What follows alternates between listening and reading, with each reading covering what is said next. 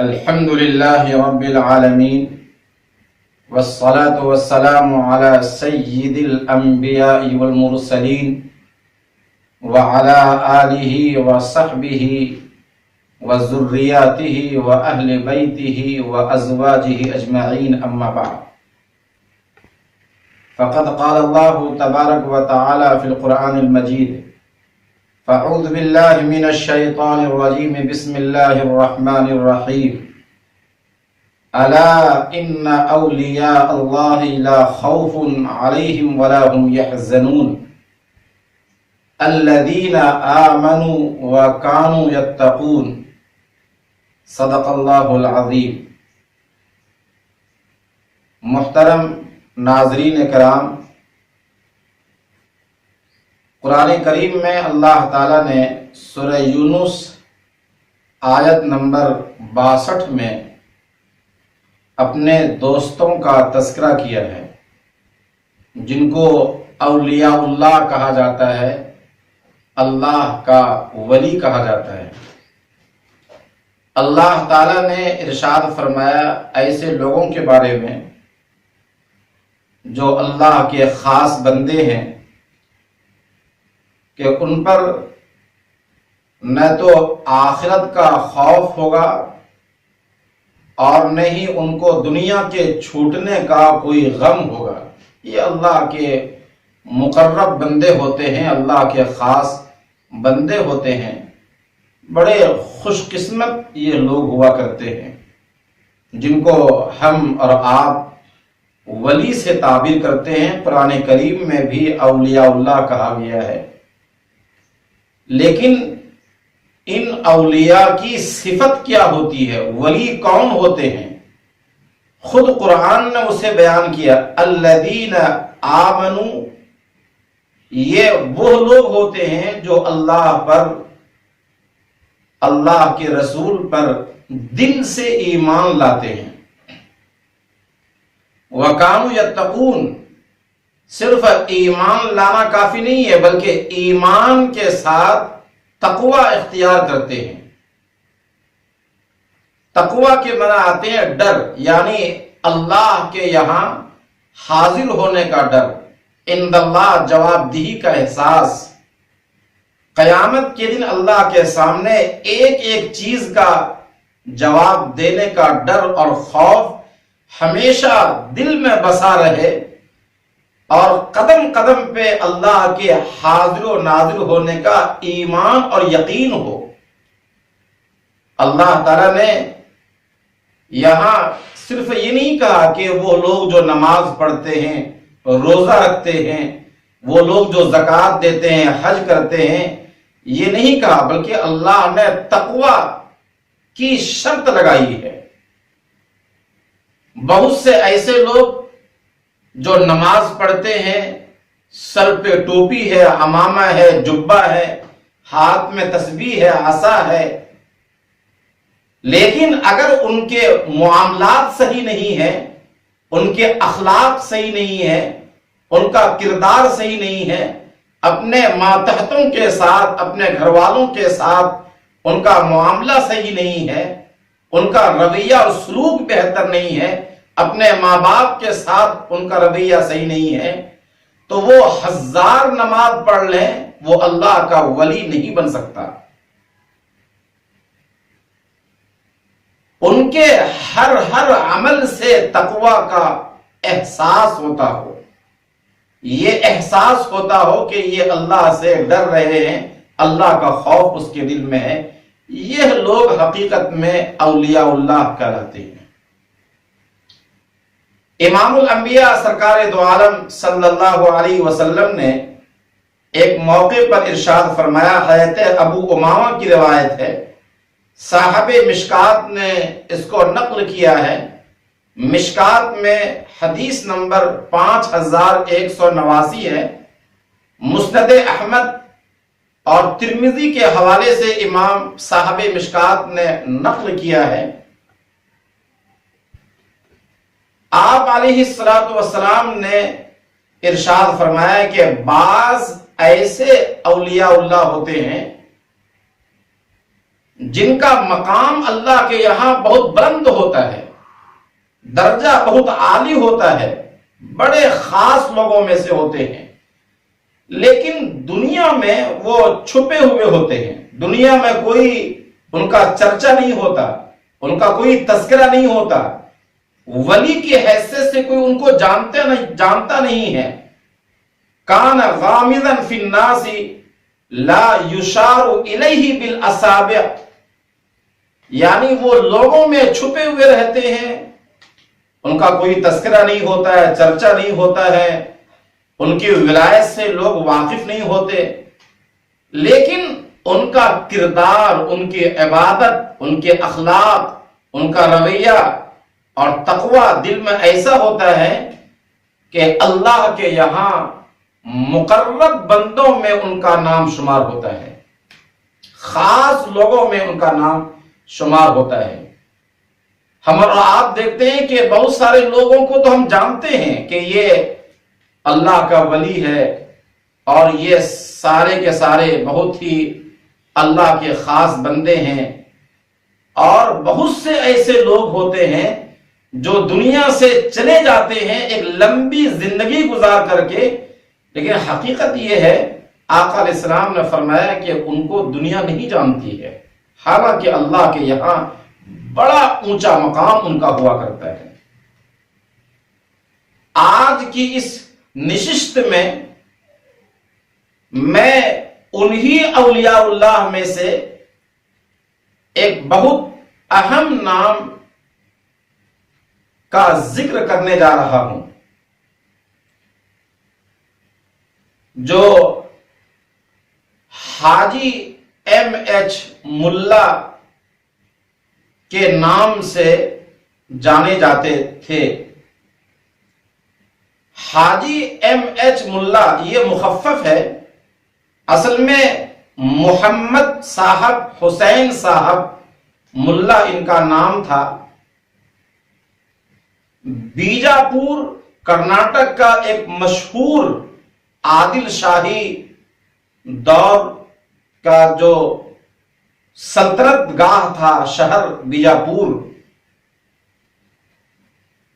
بیجاپور سے 70 کلومیٹر دکچھن کی طرف ساؤتھ کی جانب مدے بحال اس کا ایک تعلقہ ہے۔ وہاں یہ حاجی صاحب رہتے تھے، جن کی 88 سال کی عمر میں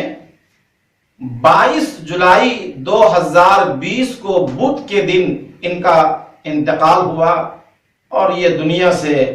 چلے گئے، اللہ کو پیارے ہو گئے۔ اللہ تبارک و تعالی نے ان کو بڑے اوصاف و کمالات سے نوازا تھا۔ دل چاہتا ہے کہ ان کی بعض صفات و کمالات اور بعض چیزیں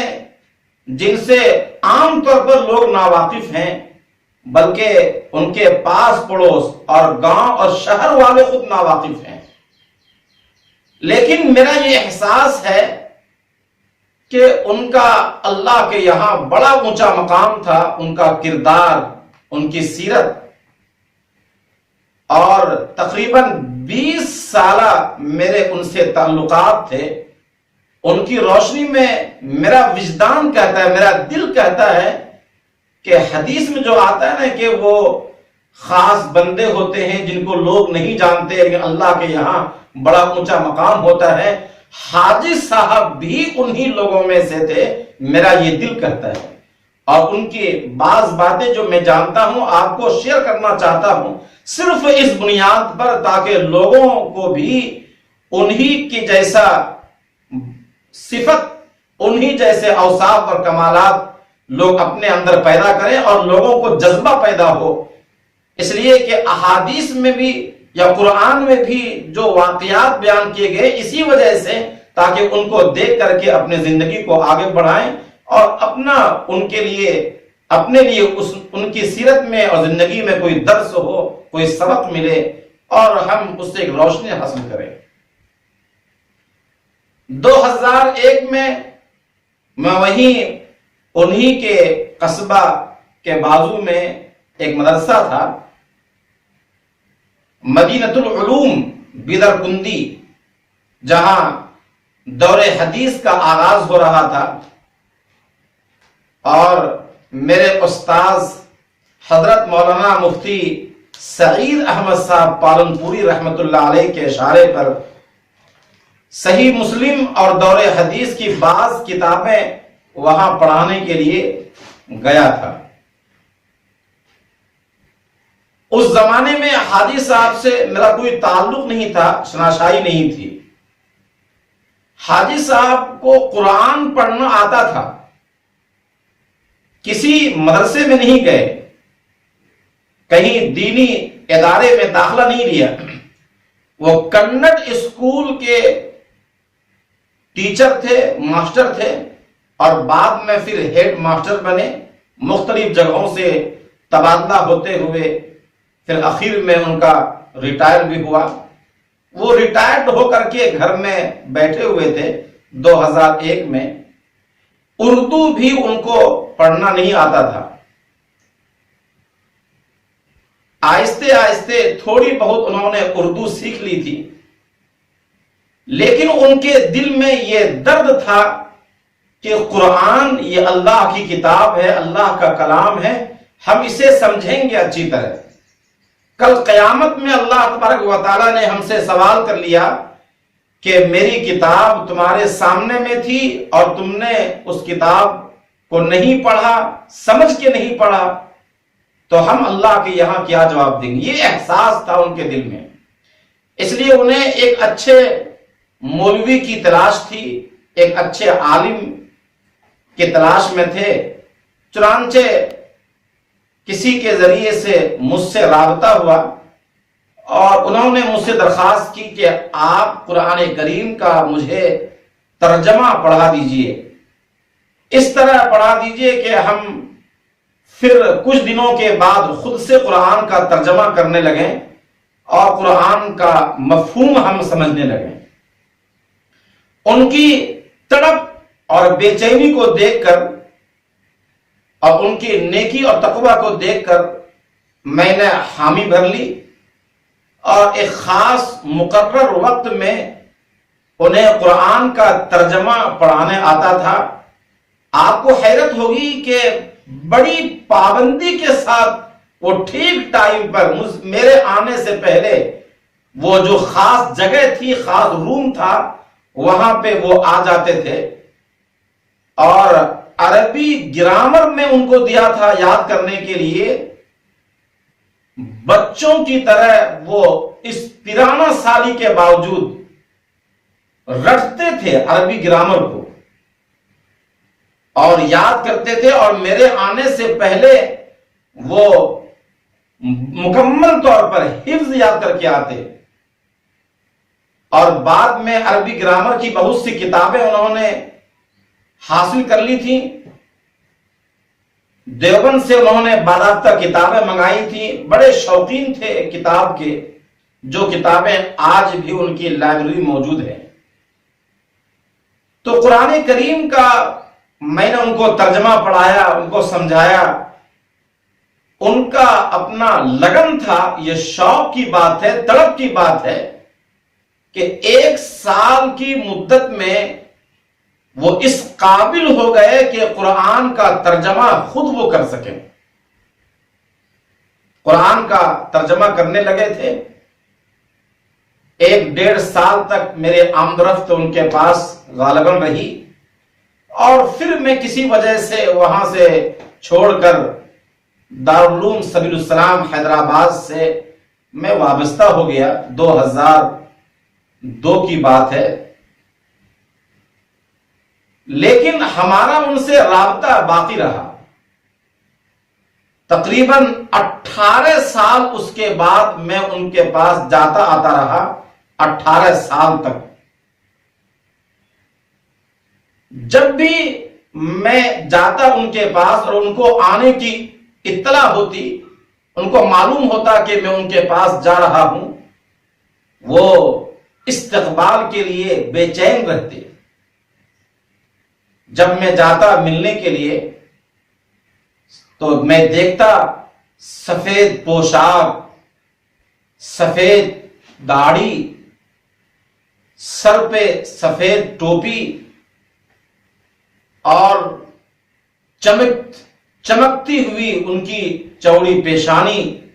حسین آنکھیں، ایسا محسوس ہوتا تھا کہ کوئی فرشتہ میرے انتظار میں گھنٹوں سے کھڑا ہے۔ ان کی وضاقتہ ایسا لگتا تھا وضاقتہ سے کہ وہ کسی مدرسے کے شیخ الحدیث ہیں، حدیث پڑھانے والے ہیں۔ اللہ تعالیٰ نے ایسا روب دیا تھا چہرے پر، چہرے سے تقوی ٹپکتا تھا، للہیت ٹپکتی تھی، خدا ترسی کا احساس ہوتا تھا ان کے چہرے سے۔ وہ بڑھ کر میرا استقبال کرتے اور اپنی خاص جگہ پہ بٹھاتے، اور جب تک میں یہ نہیں کہتا کہ آپ بیٹھیے تو وہ بیٹھتے نہیں تھے، صرف اس بنیاد پر کہ میں نے انہیں قرآن کا درس دیا تھا، قرآن پڑھایا تھا۔ جس طرح ایک استاذ کا درجہ ہوتا ہے، ہمیں بھی بسا اوقات شرم آتی تھی کہ اتنے بڑے آدمی ہو کر کے اللہ نے بڑا مقام دیا ہے، ہر اعتبار سے وہ اس قدر میرا ادب کرتے تھے صرف قرآن کی نسبت کی بنیاد پہ۔ ان کا اگر آپ سے کہا جائے کہ ان کی کیا صفات تھی، ان کی ساری خوبیوں اور 20 سالہ جو میرے تعلقات تھے ان کی روشنی میں آپ صرف چند لفظوں میں آپ یہ سمجھ سکتے ہیں کہ گالیاں دینے والوں کو وہ دعاؤں سے نوازتے تھے، برائیاں کرنے والوں کو وہ نیکیوں سے نوازتے تھے۔ اگر کوئی ان سے برائی کرتا تو وہ ان کے ساتھ نیکی سے پیش آتے تھے۔ بد اخلاقی کرنے والوں کے ساتھ وہ حسن اخلاق سے پیش آتے تھے۔ تکلیف دینے والوں کے ساتھ وہ اچھا رویہ کرتے تھے۔ صرف ایک لفظ میں آپ یہ سمجھیے کہ زہر دینے والے کو وہ ہمیشہ زندگی بھر دودھ پیش کرتے رہے۔ یہ ان کی سیرت ہے، یہ ان کا کمال ہے جو اللہ تبارک و تعالی نے ان کو عطا کیا تھا۔ مزدوروں کے ساتھ ہمدردی، محبت کرتے تھے، اور اجرت کبھی انہوں نے نہیں روکا، بلکہ ٹھیک ٹائم پر اور کبھی ٹائم سے پہلے وہ مزدوروں کو اجرت دے دیا کرتے تھے، اور کہتے تھے کہ پتہ نہیں کل ہماری تم سے ملاقات ہوگی بھی یا نہیں ہوگی، تم اپنی اجرت آج لے لو۔ کوئی مزدور یہ نہیں کہہ سکتا کہ حاجی صاحب پر میرا 1 روپیہ باقی ہے، بلکہ اگر کوئی مزدور اپنا دکھ سناتا تھا تو ان کی اجرت سے زیادہ ان کو دے دیا کرتے تھے۔ کسی کا دکھ ان سے سنا نہیں جاتا تھا، کسی کا درد سن کر کے وہ بےتاب ہو جاتے، بے چین ہو جایا کرتے تھے۔ اگر کسی نے اپنا درد سنا دیا، کسی کے یہاں شادی ہے یا کسی کے یہاں کوئی پریشانی ہے، کوئی بیمار ہے، تو وہ چپکے سے بند مٹھی ان کا تعاون کرتے تھے کہ گھر والوں کو بھی اس کا علم نہیں ہوتا تھا۔ علماء اور دینی مدارس سے ان کو بڑی محبت تھی۔ ہم نے کئی بار دیکھا کہ بعض مدرسے والے ان کے پاس چندے کے لیے آئے اور کچھ مطالبہ لے کر کے کہ ہمارے پاس کچھ اس سال پریشانی ہے مدرسے میں، تو ہم نے اپنی آنکھوں سے دیکھا کہ کئی بار آپ نے چاول کے تھیلے ان کو دے دیے، ان کا آپ نے تعاون کیا۔ اس زمانے میں جبکہ 1000 روپے بھی بڑی قیمت رکھتا تھا، اس زمانے میں ہزاروں روپے مدرسے والے پر قربان کر دیا کرتے۔ یہ ان کی سخاوت تھی۔ اسکول میں پابندی سے آپ پڑھاتے تھے، اور مکمل ڈیوٹی دیا کرتے تھے. اسکول میں عام طور پر جب لوگ آتے ہیں تو خاص طور پر سرکاری اداروں میں لوگ بہتر ڈیوٹی نہیں دیا کرتے، لیکن حاجی صاحب نے مکمل ڈیوٹی دی اور اللہ کو حاضر و ناظر رکھ کر کے انہوں نے ڈیوٹی دی. کبھی ایسا نہیں ہوا کہ 9 بجے اسکول ہے تو وہ 10 بجے پہنچ رہے ہیں یا 11 بجے پہنچ رہے ہیں. دل درد سے افسردہ